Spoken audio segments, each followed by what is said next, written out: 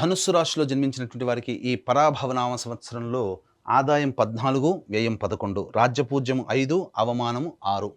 గమనించుకున్నట్లయితే ఈ యొక్క ధనుస్సు రాశిలో జన్మించినటువంటి వారికి అర్ధాష్టమ శనిదోష ప్రభావం అనేటువంటిది ఉన్నది. ఈ అర్ధాష్టమ శనిదోష ప్రభావంలో జరిగేటువంటిది ఏంటి?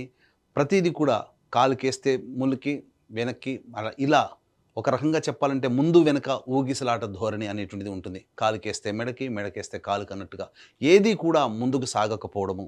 అంతేకాకుండా ప్రధానంగా ఎవరితో మనం కలిసి పనిచేస్తుంటామో వాళ్ళతో కొంత విభేదాలు రావడము, అనేక ప్రయత్నాలలో ఆటంకాలు ఉండడము, సామర్థ్యానికి మించి పని చేయలేకపోవడము, ఇలాంటివి జరుగుతాయి. ముఖ్యంగా బద్ధకం అధికంగా ఉండడం ఈ యొక్క అర్ధాష్టమ శనిదోష ప్రభావం. ఇది గతజన్మ కర్మదోషం అనేటువంటిది గుర్తుపెట్టుకోండి. అంతేకాకుండా శని యొక్క అనుగ్రహాన్ని పొందాలి అని అనుకుంటే నిజాయితీగా కష్టపడడం, దైవానుగ్రహం కోసం దైవ చింతన ఎక్కువగా ఉండడం అనేటువంటిది చేసినట్లయితే ఈ శని వలన వచ్చేటువంటి సామాన్యమైనటువంటి దోషాలు కూడా చాలా మటుకు తగ్గుముఖం పడతాయి. అయితే ఇక్కడ తృతీయ స్థానంలో రాహు సంచారం డిసెంబర్ 5 వరకు ఉండడం వల్ల ఏ ప్రయత్నం చేసినా ముందడుగు వేసే అనుగ్రహం ఉండడం, తద్వారా ముందడుగు వేసిన తర్వాత ప్రతి ప్రయత్నంలో ఆటంకాలు వస్తాయి. కానీ మొక్కవని ధైర్యంతో ముందడుగు వేస్తే ఈ రాహు ఇచ్చేటువంటి శుభ ఫలితాలు, మధ్యలో వచ్చేటువంటి గురువు కూడాను అనుకూలంగా కొన్ని సమయాల్లో ఉంటాడు. కాబట్టి అటువంటి విధంగా మీకు యోగదాయకంగా ఉంటుంది.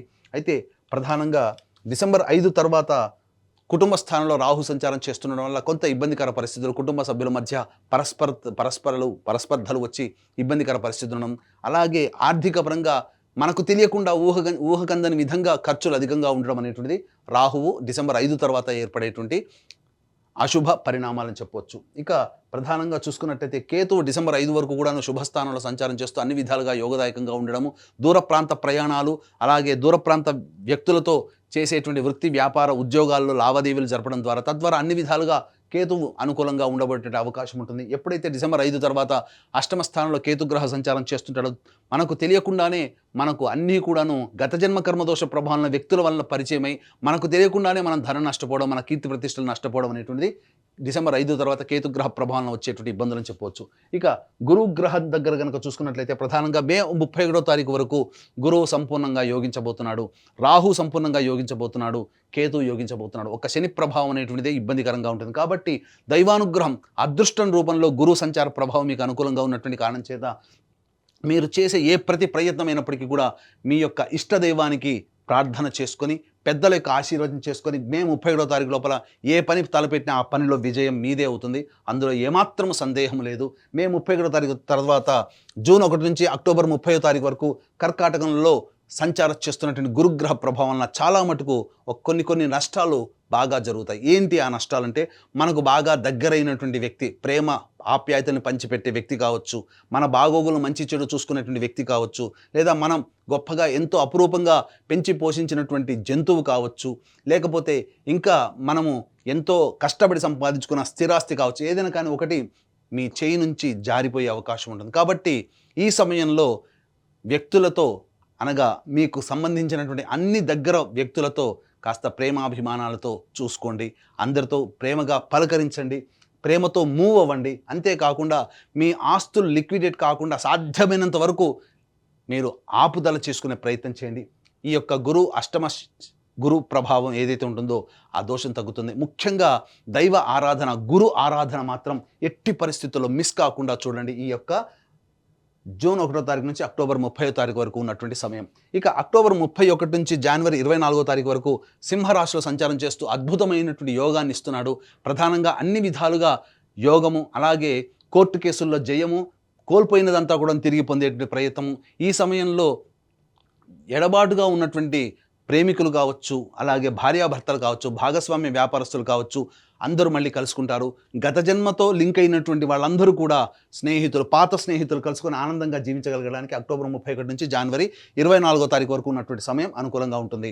ఇక గమనించుకున్నట్లయితే జనవరి 24 నుంచి ఉగాది వరకు కూడా కర్కాటక రాశిలో మళ్ళీ సంచారం చేస్తూ వక్రీకరించినటువంటి స్థితి కారణం చేత ఈ యొక్క ధనుసు రాశిలో జన్మించినటువంటి వారికి మళ్ళీ కొన్ని ప్రమాదాలు, ఇబ్బందులు ఎదురయ్యే అవకాశం ఉంటుంది. ఇటు ద్వితీయ రాహువు, అలాగే అష్టమ గురువు, అష్టమ కేతుగ్రహ ప్రభావం వెరసి ఈ సమయం మాత్రం జాగ్రత్తగా ఉండాలి జనవరి 24 నుంచి ఉగాది వరకు. ఎందుకంటే అర్ధాష్టమ శని, ద్వితీయ రాహువు, అలాగే అష్టమ గురు కేతు గ్రహ ప్రభావము సంపూర్ణంగా ఉండడం కారణం చేత వచ్చే సంవత్సరం జనవరి 24 నుంచి ఉగాది వరకు ఎటువంటి నూతన వ్యాపారాలు కానీ ప్రయత్నాలు కానీ చేపట్టకపోవడమే మంచిది. ఈ సమయంలో మాత్రం ఇంతకుముందు చెప్పిన సమయంలో మాత్రం అందరితో కూడా కలుపుకోలుగా ఉండడం, ఎవరితో వాగ్వివాదాలు కానీ మనస్పర్ధలు వచ్చే విధంగా బిహేవ్ చేయడం కానీ చేయకండి.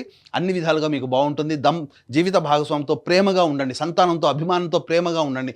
అంతా మీకు ఎదురయ్యేటువంటి సమయం మాత్రం ఈ జనవరి 24 నుంచి ఉగాది వరకు కూడా ఈ సమయం మాత్రం అనుకూలము, ఎట్టి పరిస్థితిలో కాదు. కాబట్టి అన్ని విధాలుగా ప్రయత్నం చేయండి. ఇక ప్రధానంగా గమనించుకున్నట్లయితే నిరుద్యోగస్తులు, ముఖ్యంగా గమనించుకుంటే నిరుద్యోగస్తులకు ఉద్యోగం ఎప్పుడు లభిస్తుంది, అలాగే ఉన్న సంస్థల్లో పనిచేసేటువంటి వ్యక్తులు వేరే సంస్థలో పని కోసం వెతుక్కోవాలంటే ఏ సమయంలో వెతుక్కోవాలి, అలాగే కేంద్ర రాష్ట్ర ప్రభుత్వంలో కాంట్రాక్ట్స్ చేసేటువంటి వాళ్ళకి ఏ సమయంలో బిల్స్ ప్రజెంట్ చేస్తే పాస్ అవుతాయి, కొత్త కాంట్రాక్ట్స్ ఎప్పుడు వస్తాయి అనేటువంటి విషయం గురించి మనం చర్చించుకుందాం. ప్రధానంగా ఈ యొక్క ధనుసు రాశిలో జన్మించినటువంటి వారికి గమనించుకున్నట్లయితే ఈ సంవత్సరం 15 మే నుంచి 14 జూన్ వరకు ఉన్నటువంటి కాలం అద్భుతమైనటువంటి కాలంగా చెప్పొచ్చు. అలాగే 17 సెప్టెంబర్ నుంచి 16 నవంబర్ వరకు ఉన్నటువంటి కాలం కూడా చాలా మంచి యోగ కాలము. వచ్చే సంవత్సరం 13 ఫిబ్రవరి నుంచి 14 మార్చి వరకు ఉన్నటువంటి కాలం అద్భుతమైన కాలం. ఈ సమయంలో చెప్పిన విధంగా నిరుద్యోగస్తులు, ఉద్యోగస్తులు, కాంట్రాక్టర్లు కనుక మీ యొక్క సంబంధించినటువంటి పనులు కనుక ముందడుగు వేసినట్లయితే అన్ని విధాలుగా మీకు కోరుకున్న విధంగా మీకు అన్నీ లభిస్తాయని చెప్పవచ్చు.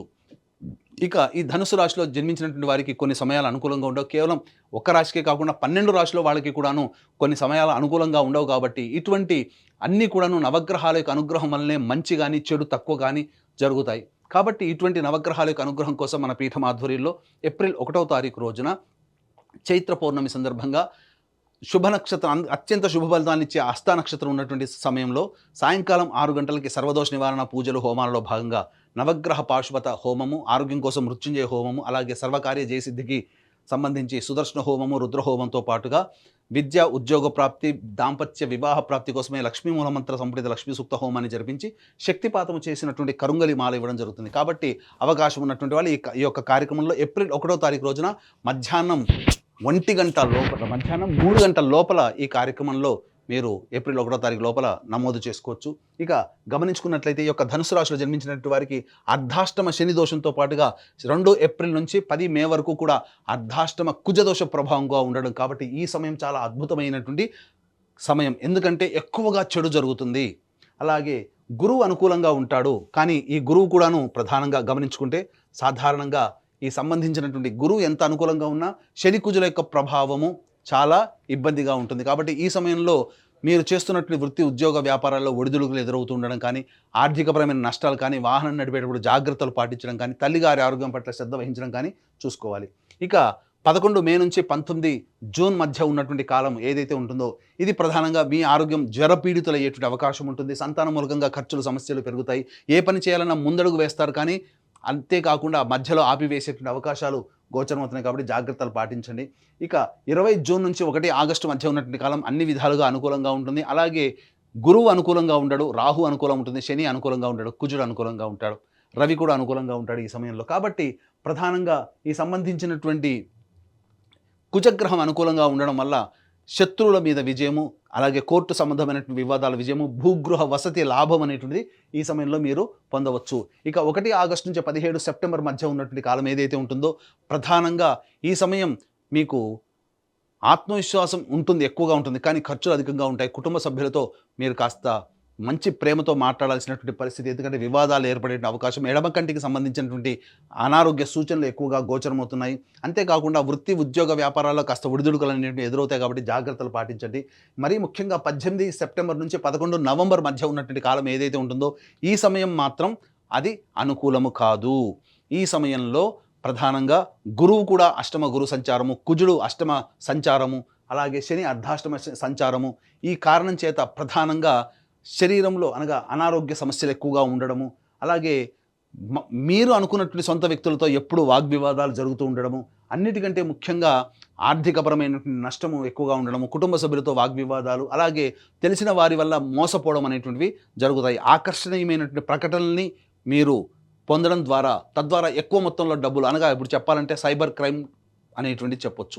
ఈ విధంగా ఆకర్షణగా అత్యాశకు పోయి ఎక్కువగా నష్టపోతారు. ఇక 12 నవంబర్ నుంచి 8 మార్చి వరకు ఉన్నటువంటి కాలం అయితే ఇది ప్రధానంగా కుజుడు స్తంభించి ఉన్నటువంటి కారణం. ఈ సమయంలో ప్రధానంగా సంబంధించినటువంటి అన్ని విధాలుగా యోగకాలంగా ఉండేటువంటి సమయం చెప్పొచ్చు.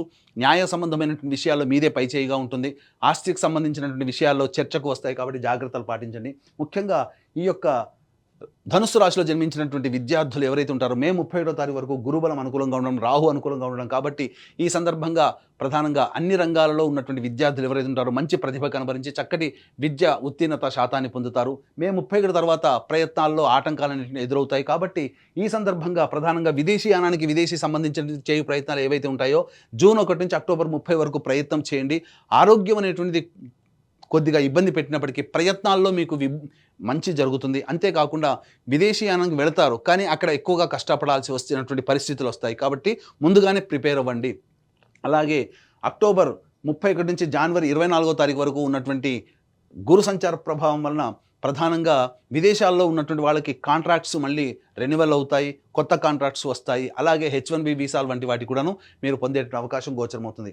ఈ యొక్క ధనుసు రాశిలో జన్మించినటువంటి రాజకీయ రంగ ప్రముఖులకి ప్రధానంగా పార్టీ పెద్దల యొక్క అండదండలతో ఎన్నికల్లో పోటీ చేసిన చక్కటి విజయం, అతి భారీ విజయం రాకపోయినప్పటికీ కూడాను విజయాన్ని మాత్రం సొంతం చేసుకుంటారు కాబట్టి మంచి నామినేటెడ్ పోస్టులో ఉండే అవకాశం గోచరమవుతుంది. ముఖ్యంగా ఈ యొక్క ధనుసు రాశిలో జన్మించినటువంటి నటనా రంగంలో ఉన్నటువంటి వాళ్ళు 24 frames, electronic and printing media, social media రంగంలో ఉన్నటువంటి వాళ్ళకి ధనాదాయం చాలా చక్కగా ఉంటుంది. పేరు ప్రఖ్యాతులు కలిగినటువంటి పాత్రల్లో పోషించడం, తద్వారా అటువంటి సంస్థల్లో మీకు మంచి ఉద్యోగం లభించడం ద్వారా మంచి అభివృద్ధి అనేటువంటిది ఉంటుంది. నూతన నటీనటులకి అవకాశాలు ఎక్కువగా పెరుగుతాయని చెప్పవచ్చు. అలాగే ఈ యొక్క రాశిలో జన్మించినటువంటి రైతులు ఎవరైతే ఉంటారో ధనుసు రాశిలో జన్మించినటువంటి రైతులకి 2 పంటలు కూడాను సాధారణమైనటువంటి పరిస్థితులు, గొప్పగా ఊహించిన అంత లాభాలు పొందకపోయినా ప్రధానంగా ఈ సంవత్సరం కుటుంబాన్ని పోషించగలిగి మంచి స్థితిలో ఉండగలిగేటువంటి లాభాలు మీరు సొంతం చేసుకుంటారు. కౌలుదారులు మాత్రం అప్పులు చేయాల్సినటువంటి పరిస్థితి ఎదురవుతుంది. ఇక ఈ యొక్క సంబంధించినటువంటి ధనుసు రాశిలో జన్మించినటువంటి క్రీడాకారులు ఎవరైతే ఉంటారో ఆ క్రీడాకారులకు మాత్రం కాస్త బాగా ప్రయత్నం చేస్తే తప్ప ఉన్నతమైనటువంటి ఫలితాలు పొందలేరు. ప్రోత్సాహకాల విషయంలో, అవార్డులు రివార్డు విషయంలో అన్ని నోరూరించి చేజారిపోయే అవకాశం ఉంటుంది కాబట్టి కొత్త ప్రాజెక్టుల కోసం మీరు గట్టిగా నిజాయితీగా దైవానుగ్రహంతో ప్రయత్నం చేస్తే చాలా మంచి జరుగుతుందని చెప్పవచ్చు. ఇక ఈ రాశిలో జన్మించినటువంటి వారికి వివాహాది శుభకార్యాలు మంచిగా జరుగుతాయి. మే 31 లోపల జరిగే అవకాశం, లేకపోతే అక్టోబర్ 31 నుంచి వచ్చే సంవత్సరం జనవరి 24 లోపల వివాహ ప్రాప్తి, సంతాన ప్రాప్తి కూడా కలగబోతుంది. అన్ని విధాలుగా శుభయోగమైనటువంటి లక్షణాలు అనేటువంటి యొక్క ధనుసు రాశిలో జన్మించినటువంటి వారికి ఏర్పడతాయి. అంతేకాకుండా ఈ రాశిలో జన్మించినటువంటి స్త్రీలకి మీ మాటకి విలువ అనేటువంటిది ఉంటుంది. కుటుంబ సభ్యులు అందరూ ఆదరాభిమానాలతో, ప్రేమతో అంగీకరించి మిమ్మల్ని అందరినీ కూడా సాధారణంగా మీరు చేసినటువంటి గతంలో జరిగినటువంటి తప్పుల్ని కూడా ఆమోదింప చేసుకొని చక్కగా ఆనందంగా ఉండగలుగుతారు. మీపై ఉన్నటువంటి అప్రతిష్ట ఏదైతే ఉంటుందో అదన్నీ కూడాను తప్పు అని చెప్పి నిరూపించగలిగేటువంటి స్థితి ఈ యొక్క ధనుసు రాశిలో జన్మించినటువంటి మహిళలకు ఉంటుంది.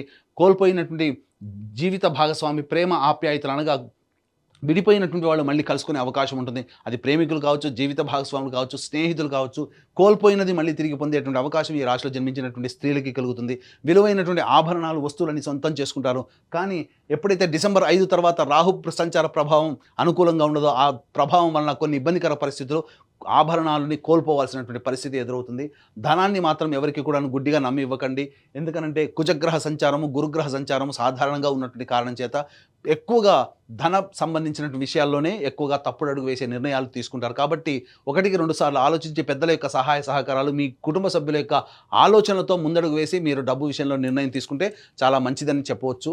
ఇక గమనించుకున్నట్లయితే ఏతవాత ఈ యొక్క ధనుసు రాశిలో జన్మించినటువంటి వారికి సాధారణమైనటువంటి ఫలితాలే ఈ సంవత్సరం అంతా గోచరమవుతున్నాయి. అంతేకాకుండా మన పీఠం ఆధ్వర్యంలో ఈ యొక్క సంబంధించినటువంటి 12 రాశుల్లో జన్మించినటువంటి వారికి అన్ని విధాలుగా నవగ్రహాలు అండగా ఉండాలనే సదుద్దేశంతో సర్వదోష నివారణ పూజలు, హోమాలు ఏప్రిల్ 1వ తారీఖు రోజున చైత్ర పౌర్ణమి రోజున జరిపించి శక్తిపాతం చేసినటువంటి కరుంగలి మాలను మీరు సొంతం చేసుకోవడం ద్వారా ఆ దైవానుగ్రహం, నవగ్రహాల యొక్క అనుగ్రహం సంపూర్ణంగా పొంది మీ కలల్ని సాకారం చేసుకుని ఆనందకరమైన జీవితానికి బాటలు వేసుకుంటారని కోరుకుంటూ సర్వం శ్రీ ఉమామహేశ్వర పరబ్రహ్మార్పణమస్తు.